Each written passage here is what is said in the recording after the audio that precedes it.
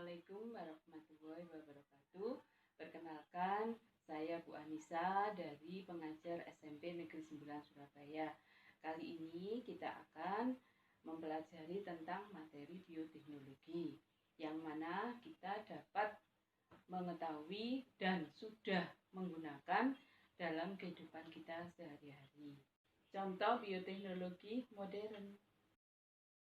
Contohnya bioteknologi konvensional. Assalamualaikum warahmatullahi wabarakatuh. Anak-anak, pada pagi hari ini kita akan membahas materi IPA, khususnya biologi, mengenai bioteknologi. Materi yang akan Bu Ani sampaikan ini untuk semester genap kelas 9.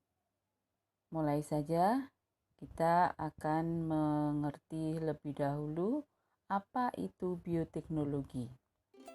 Bioteknologi berasal dari kata bios, teknos, dan logos. Bios yang artinya hidup, teknos alat, logos adalah ilmu. Jadi, bioteknologi adalah ilmu yang menggunakan organisme atau sistem hidup untuk memecahkan suatu masalah atau untuk menghasilkan produk yang berguna.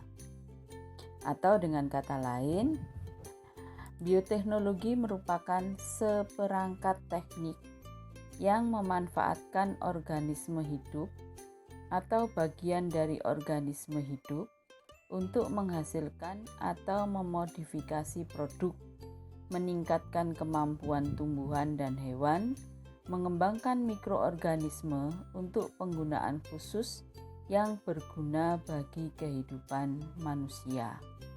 Macam bioteknologi ini ada dua, yaitu bioteknologi konvensional atau tradisional dan bioteknologi modern. Yang pertama, bioteknologi konvensional atau tradisional merupakan bioteknologi yang memanfaatkan organisme secara langsung untuk menghasilkan produk barang dan jasa yang bermanfaat bagi manusia melalui suatu proses yang kita sebut dengan proses fermentasi. Yang kedua, bioteknologi modern merupakan bioteknologi dalam memproduksi pangan atau bahan pangan dilakukan dengan menerapkan teknik rekayasa genetika atau yang umum biasanya kita kenal dengan DNA rekombinan. Perbedaan bioteknologi konvensional dan modern.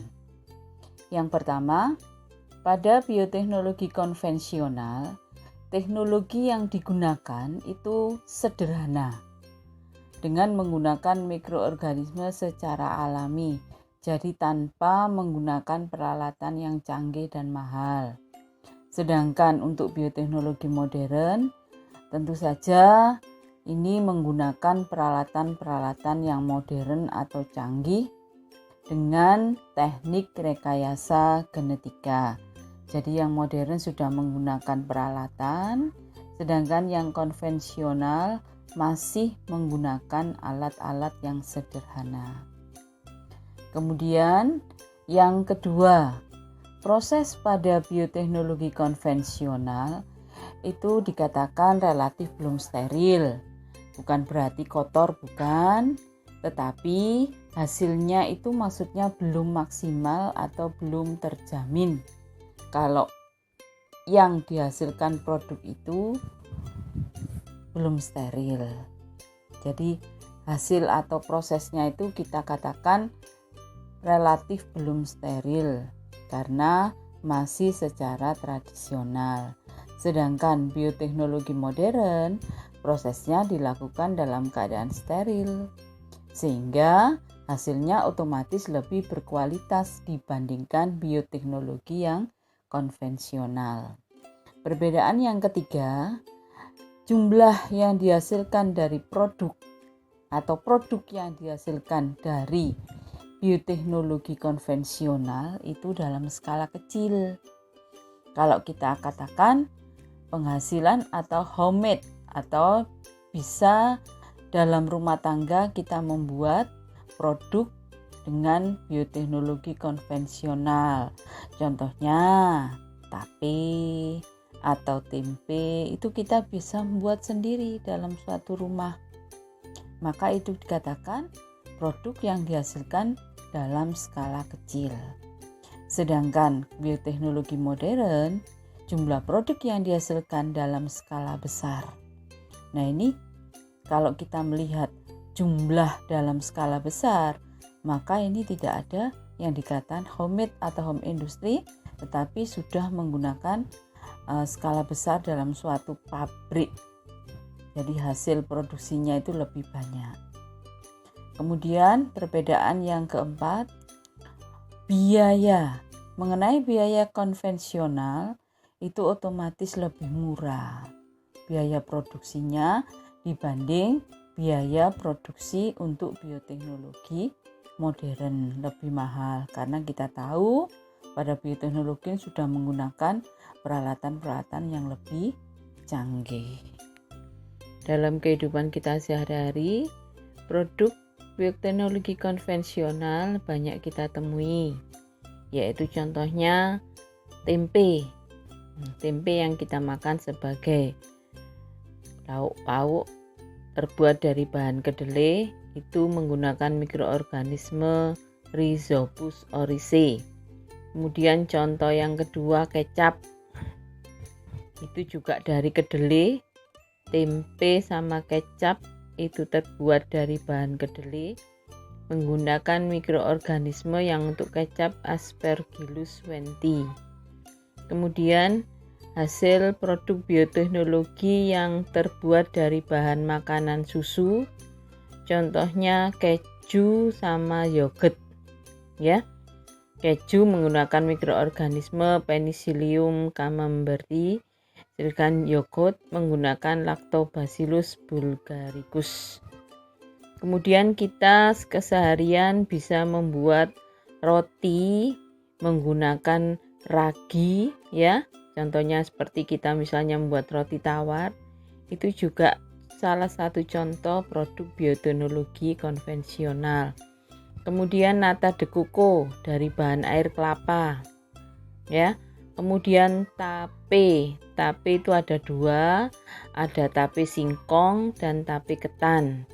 Menggunakan ragi yang terbuat dari bakteri mikroorganisme Saccharomyces cerevisiae. Kemudian mungkin minuman seperti minuman beralkohol itu juga termasuk asal dari proses fermentasi. Jadi itu salah satu atau beberapa contoh bioteknologi konvensional. Kemudian contoh produk bioteknologi modern yaitu di sini ada insulin, kemudian ada vaksin, ada penisilin, kemudian hormon-hormon pertumbuhan yang dihasilkan dari bahan mikroorganisme dengan peralatan yang canggih, itu menggunakan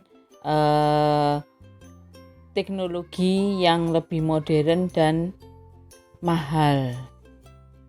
Penerapan bioteknologi konvensional contohnya yogurt.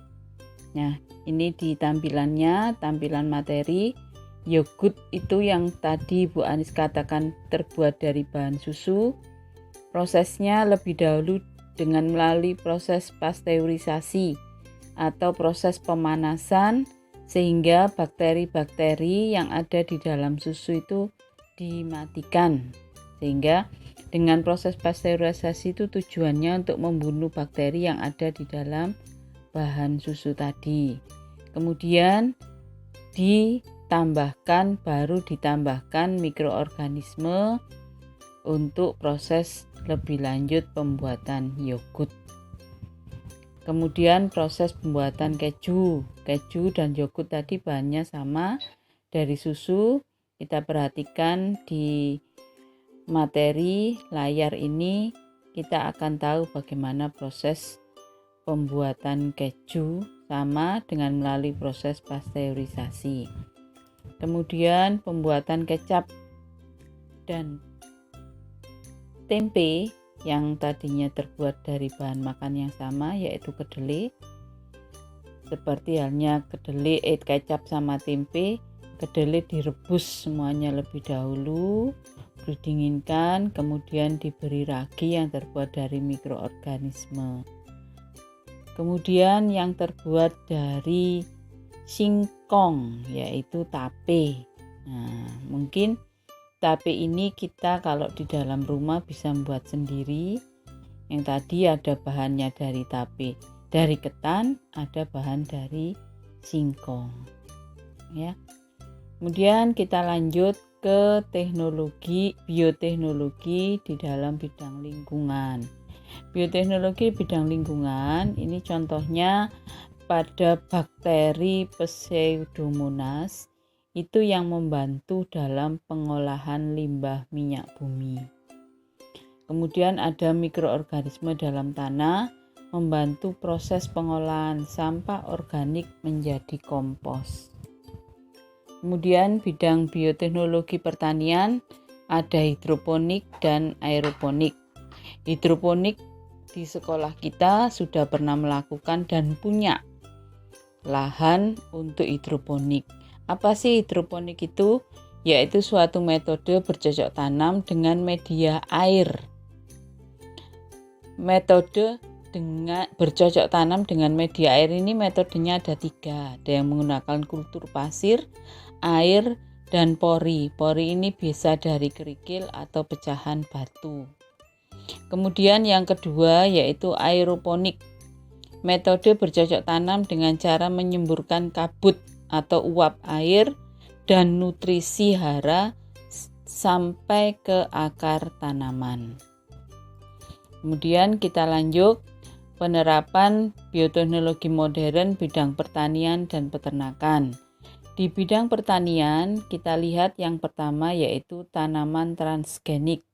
Apa itu tanaman transgenik? Yaitu tanaman yang mengalami perubahan susunan informasi genetika dalam tubuhnya dengan teknik DNA rekombinan.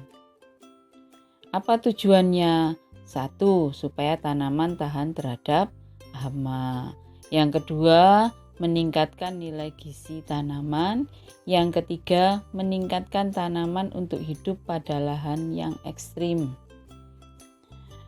Contoh di sini Ibu paparkan bagaimana cara mengolah tanaman transgenik dengan teknik rekayasa genetika dengan bantuan bakteri.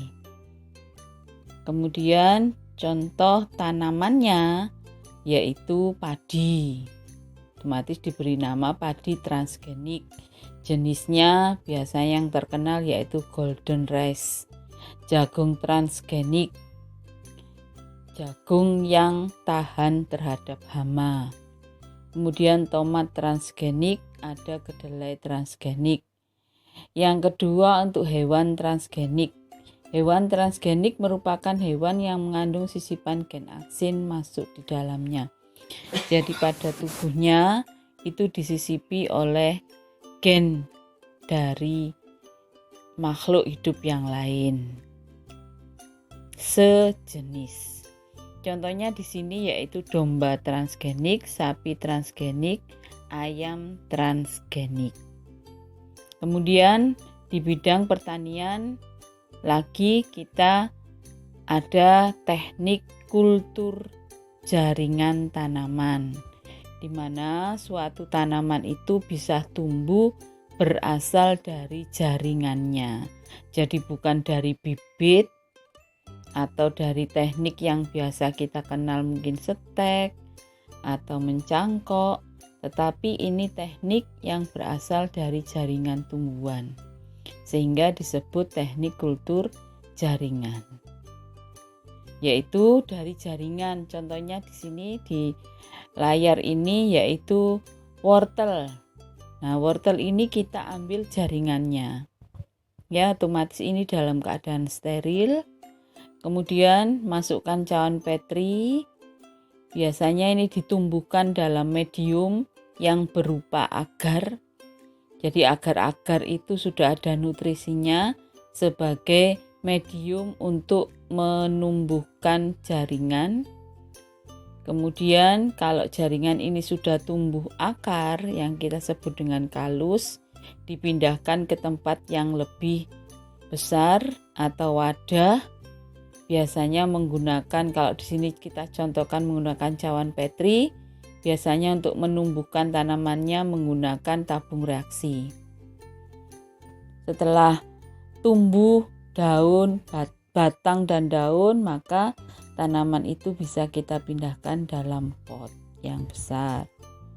Nah, kita akan mengetahui apa manfaat dari teknik kultur jaringan, yaitu tanamannya bebas dari hama atau steril, kemudian memperoleh jumlah keturunan itu dalam jumlah yang banyak. Salah satunya itu manfaat teknik kultur jaringan. Kemudian di bidang kesehatan, tadi Bu Anis di awal sudah menerangkan, yaitu mengenai obat-obatan seperti antibiotik, vaksin, ya. Kemudian untuk penyakit diabetes, yaitu insulin, itu sudah menggunakan itu merupakan bioteknologi di bidang kesehatan.